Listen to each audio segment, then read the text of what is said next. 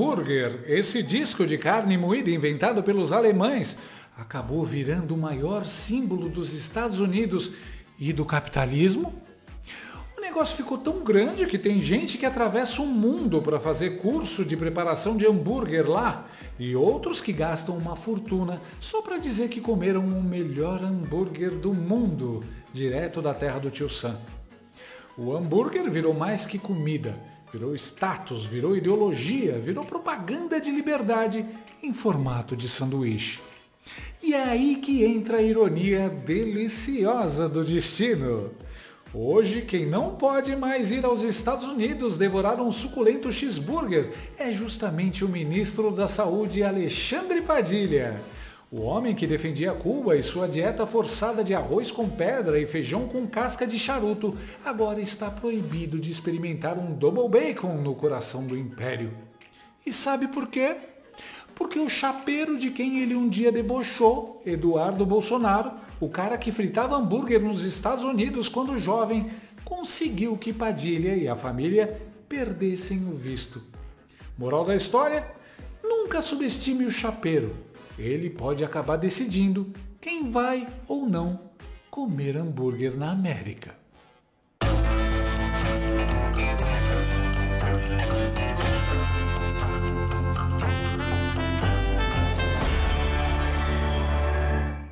Imagina a cena de abertura de um episódio da série House. O Dr. House chega mancando, ouve um paciente mentindo para ele, aí ele responde com cinismo e sarcasmo e você já sabe que vai ver treta até o talo. Pois bem, hoje o episódio não se passa no hospital onde o House trabalha, mas em Brasília. E não é ficção, é a realidade tragicômica do programa Mais Médicos, que de Mais Médicos só tinha um nome. O que o Brasil realmente importava de Cuba não era saúde, era exploração. E agora os Estados Unidos resolveram expor a lavanderia, cancelar vistos e transformar Padilha no vilão caricato da semana. Os americanos disseram sem dó, o Mais Médicos foi um golpe diplomático, uma exportação de trabalho forçado travestida de cooperação humanitária. Parece a escravidão do Brasil colônia. A OPAS fazia o papel de mula internacional, trazendo escravos cubanos em vez de africanos e levando milhões em malas diplomáticas. Mas em vez de ouro, açúcar ou café, era dinheiro público brasileiro para sustentar a ditadura cubana. A diferença é que, no caso, nem navios, navegadores ou piratas tinha, só burocratas engravatados e jalecos alugados. O jornal Metrópolis conversou com um médico cubano do Mais Médicos que conseguiu ficar no Brasil por meio de uma liminar. Ele explicou como funcionava o trabalho escravo do Mais Médicos. Foi com uma folha e aí a gente assinou e estava escrito lá o salário em cima, 2.000 e tantos reais. A gente viu o salário lá nesse momento.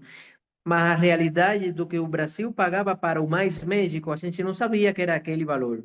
Quando eu cheguei aqui, que comecei a trabalhar, que passou meses, teve uma colega brasileira formada no exterior que trabalhava na mesma UBS, trabalhava perto de mim, e eu comentando com ela o salário, ela me falou assim, Yasser, é verdade que vocês ganham tão pouquinho? Eu falei, pois é, meu salário é tal. Aí ela falou, meu Deus, eu ganho 11.400 e faço o mesmo que você faz.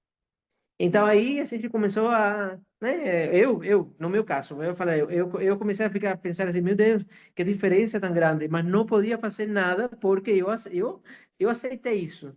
Então, o valor, então, iria para o governo cubano e você ficava só com esses R$ 2.900, é isso? Sim, na verdade, o valor iba todo para o governo de Cuba. E a embaixada de Cuba em Brasil, no Brasil, ela depositava 2.976. O dinheiro não entrava na nossa conta como se fosse um depósito do Brasil. Entrava depósito, falava assim, da embaixada de Cuba. E já eles recebiam os 11.400 e depois repassavam para a gente aquele valor.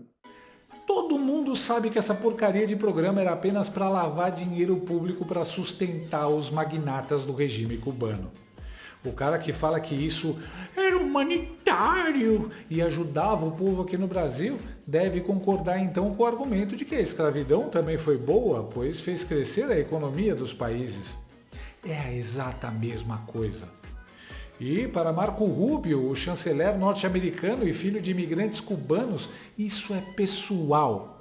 É tipo Kill Bill, a vingança vem de katana na mão. Só que em vez da noiva cortando cabeças, são passaportes brasileiros sendo cortados ao meio no consulado.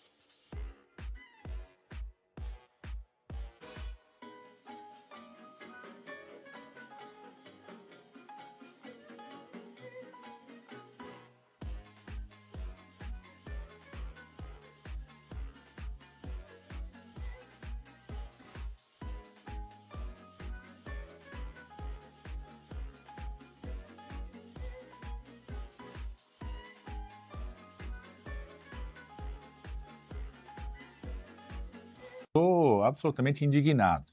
É uma atitude de covardia, um ato covarde que atinge uma criança de 10 anos de idade, que atinge a minha esposa, e as pessoas que fazem isso, e o clã Bolsonaro que orquestra isso, tem que explicar para o mundo inteiro qual o risco de uma criança de 10 anos de idade pode ter para o governo americano. Ela sequer era viva, sequer tinha nascido quando eu criei o programa Mais Médicos e com muito orgulho criei esse programa em 2013.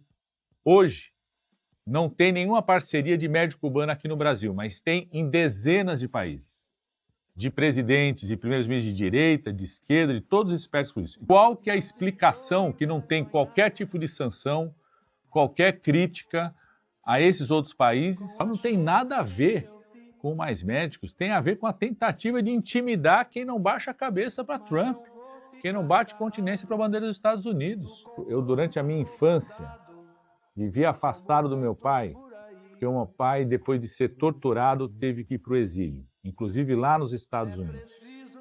A minha filha, felizmente, não corre o risco que eu tive de não poder ver meu pai até os 8 anos de idade, porque nós derrotamos esses atuais golpistas, impedindo o golpe de Estado no dia 8 de janeiro, e o Brasil hoje é governado por um democrata, presidente Lula. Nós vamos defender a democracia do nosso país, continuar cuidando da saúde do povo brasileiro, independente de qualquer tentativa de intimidação, de ataque covarde que qualquer governo faça contra mim e a minha família, que é forjada nessa luta.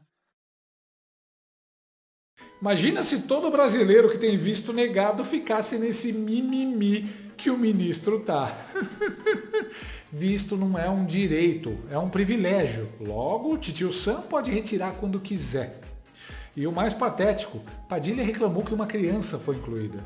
Amigo, quem incluiu criança em exploração foi o regime cubano que você ajudou a financiar, não o consulado americano. E os filhos desses médicos cubanos? Quantos anos ficaram sem sua família completa?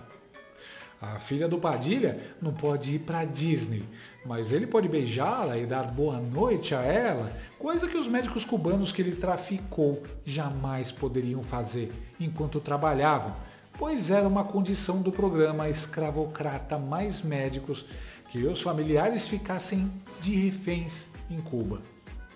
E claro, para coroar, a cena dantesca na Globo News, Padilha chorando ao vivo e sendo acompanhado no coral do Mimimi pelas jornalistas Júlia do Habibs e Ana Não É Flor Que Se Cheire. Foi tipo Titanic, a orquestra tocando enquanto o navio afunda, só que o navio é o governo Lula e a música é um choro desafinado. Atitude covarde do governo dos Estados Unidos que é apoiada, orquestrada pelo clã Bolsonaro que montou esse escritório de lobby, não tem nada a ver com Mais Médicos, tem a ver com a tentativa de intimidar quem não baixa a cabeça para Trump, quem não bate continência para a bandeira dos Estados Unidos. Aliás, Trump ataca e persegue quem defende a saúde, a ciência, desde o começo do governo dele. Ele persegue pesquisadores norte-americanos que estão desenvolvendo vacina nos Estados Unidos, cancelou contrato com empresa dos Estados Unidos que desenvolve e produz vacina, cortou recursos das universidades, saiu da Organização Mundial de Saúde, atacando a Organização Mundial de Saúde. Qual ataque ele faz sobre a OMS? Saiu de fundos de desenvolvimento de vacinas. Agora, eu, como ministro da Saúde, eu vejo essas atitudes, hoje, contra a minha filha de 10 anos, contra a minha mulher, como atitude covarde, mas essas ações de Trump como uma oportunidade aqui do Brasil de cada vez mais fortalecer sua capacidade nacional. Ontem a gente estava inaugurando a Hemobras, fazendo que o Brasil tenha 100% de capacidade de produzir medicamentos hemoderivados que antes a gente importava. Estamos atraindo pesquisadores que estão saindo dos Estados Unidos, que foram cortados seus investimentos e sentem perseguidos lá para colaborar com projetos aqui no Brasil, seja com as nossas fundações públicas, com as universidades, com empresas nacionais, privadas, com empresas internacionais, privadas, que fazem projetos de desenvolvimento aqui no Brasil, apoiados pelo Ministério da Saúde, atraindo esses pesquisadores. Ninguém vai baixar a cabeça, nem se submeter a essas atitudes absurdas do governo Trump, muito menos do escritório de lobby da traição do clã bolsonarista lá nos Estados Unidos, e vamos superar essa situação, fazendo com que o Brasil seja cada vez menos dependente de qualquer país do mundo para garantir a saúde para o seu povo. A pobrezinha da filha do petista perdeu o visto americano e o papai, coitado, está aos prantos na Lula News. E vejam só quem é o chorão, justamente um dos gênios da engenharia social que montaram Mais Médicos, aquele programa humanitário que mais parecia franquia de Cativeiro S.A. O Brasil pagava milhões, mas o médico cubano recebia só o troco de pinga, porque o resto ia direto para o cofre do ditador de Havana. Os médicos, por sua vez, eram mantidos reféns com as famílias presas na ilha, como num episódio macabro de Black Mirror tropical. E antes que alguém diga "Ai, mas é exagero", vale lembrar, a miséria em Cuba é tão grotesca que famílias empurram suas próprias filhas para a prostituição como se fosse currículo no LinkedIn. É o paraíso socialista que o PT aplaude de pé e com o bolso aberto. Agora, que ironia deliciosa. Os caras passam anos defendendo e bancando ditadura caribenha, explorando trabalhadores como se fossem escravos com jaleco branco e de repente, pá! Sanções americanas na cara. O império que eles amam odiar finalmente resolveu dar o troco. Ou seja, depois de décadas financiando censura, prisão e até morte de opositores em Cuba, os petistas agora estão descobrindo que sanção também dói. Bem-vindos ao maravilhoso mundo da responsabilidade internacional, companheiros. Mas ficou mais divertido ainda. A assistente de palco do Lula, Andréa Sagui, ficou indignada com a perseguição que os pobres feitores de escravos estão sofrendo. Que absurda todas as decisões, mas assim, é uma perseguição implacável. Imagine você, Valdo, Daniel, da Pieve, Flávia, que é isso? A filha e a mulher do ministro. Eu tinha comentado aqui na segunda-feira que a turma Eduardo Bolsonaro, Paulo Figueiredo, eles estavam dizendo que pode esperar, vai ter medidas contra integrantes do governo Lula. Inclusive, assuntos antigos vão ser considerados. Obviamente, para a gente que lida com a lógica e com a racionalidade, é muito difícil você imaginar. É óbvio que você não tem como... Eu converso com muita gente dentro do governo que fala, a gente subestimou essa articulação toda, e aí eles complementam, por óbvio, e aí você devolve. Claro, é impossível você imaginar que essas pessoas vão trazer esse tipo de prejuízo, esse tipo de sanção. É cruel. Eu acho até que, assim, na indecente. Assim, a gente pode ficar aqui, porque assim, é tão absurdo isso que eles estão fazendo. Segundo Andréa Sagui, é cruel a sanção imposta pelos Estados Unidos a familiares de Alexandre Padilha. Quando foi o filho da Zambelli, quando foi a filha do Oswaldo Eustáquio, aí você achava ótimo, né, Sadi? Agora olha o campo de concentração do pós-8 de janeiro.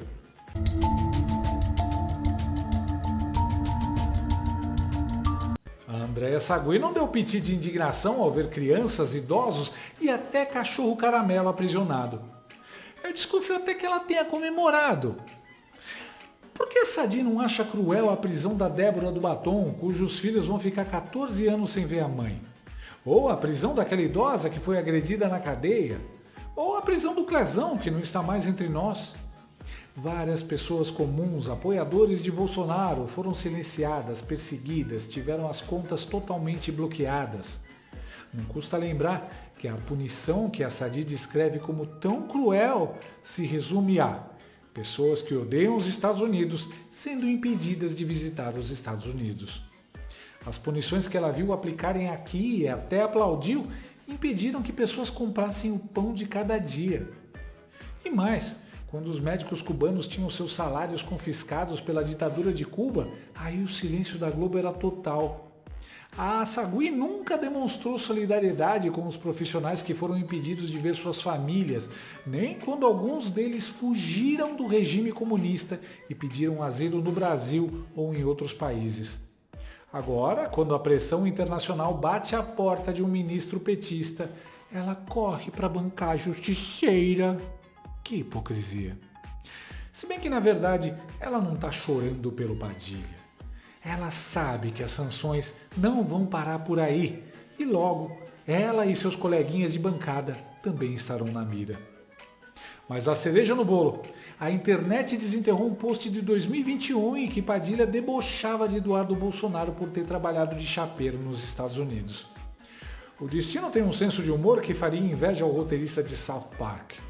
Agora é justamente o chapeiro quem mais influencia a política americana contra o regime supremo PT. Vocês sabiam que hoje é Dia Mundial do Hambúrguer? Pô, vamos homenagear então o melhor chapeiro do Trump e dos Estados Unidos, né? Porque provavelmente essa data deve ser o único dia que o 02 pode receber algum tipo de comemoração. Envelheceu mal esse tweet, hein? O chapeiro tá botando o seu presidente e seu ditador favorito pra mamar, Padilha. Feliz Dia Mundial do Hambúrguer, Padilha. E atenção, a internet, claro, não perdoou.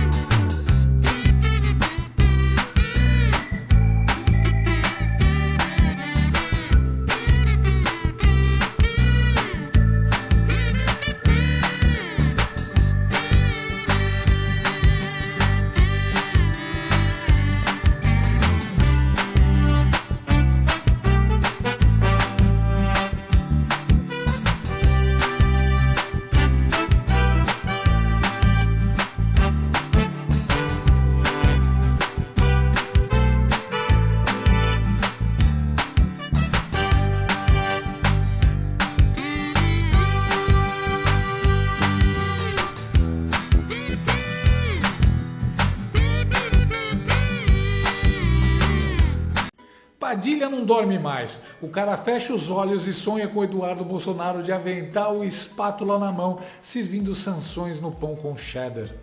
O pesadelo dele é um McLanche feliz, com direito a brindes, cancelamento de visto e nota oficial do Departamento de Estado. Mas o ponto mais sério é, a OPAS não foi cúmplice acidental, foi peça-chave. Uma lavanderia internacional, uma caixa preta, uma espécie de Panama Papers institucionalizado.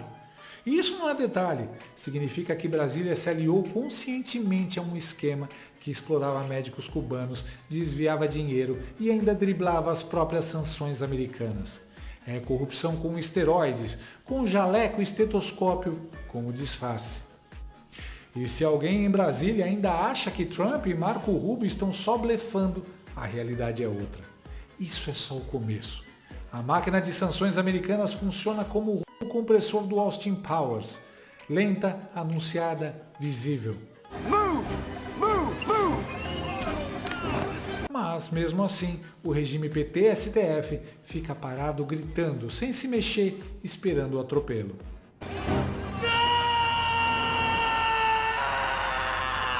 E quando vier, não vai ter Globo News para chorar junto. Vai ter congelamento de ativos, bloqueio internacional e isolamento diplomático.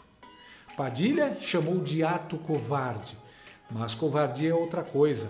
É mandar médicos cubanos para regiões isoladas, sem autonomia, sem salário justo, com a família refém em Havana. Covardia é usar a OPAS como biombo para enriquecer ditadura e bancar o luxo dos generais caribenhos. O que os Estados Unidos fizeram não é covardia, é só o trailer do que vem por aí. No fim das contas, o mais médicos virou menos saúde, mais exploração, mais corrupção, mais vexame diplomático. O governo Lula está num enredo que mistura La Casa de Papel com Zorra Total. Tenta posar de revolucionário, mas termina com o nariz de palhaço e a carteira vazia.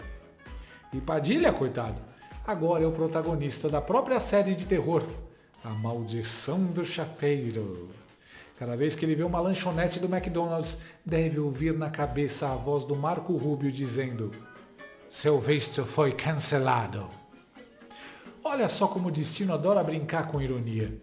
Há 4 anos, Alexandre Padilha achou engraçadíssimo debochar de Eduardo Bolsonaro porque ele fritava hambúrguer nos Estados Unidos.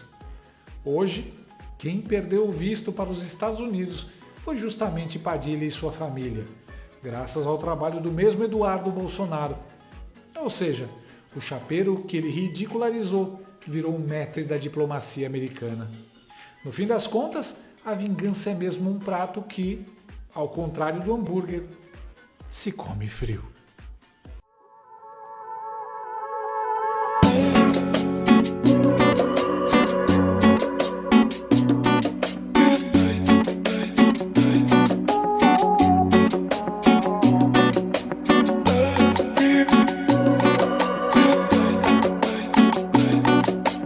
Gostou desse vídeo? Então inscreva-se no canal, comente, curta e compartilhe com seus amigos. Não gostou? Compartilhe com seus inimigos. Até o próximo vídeo, se o mundo não acabar antes. Por hoje é só.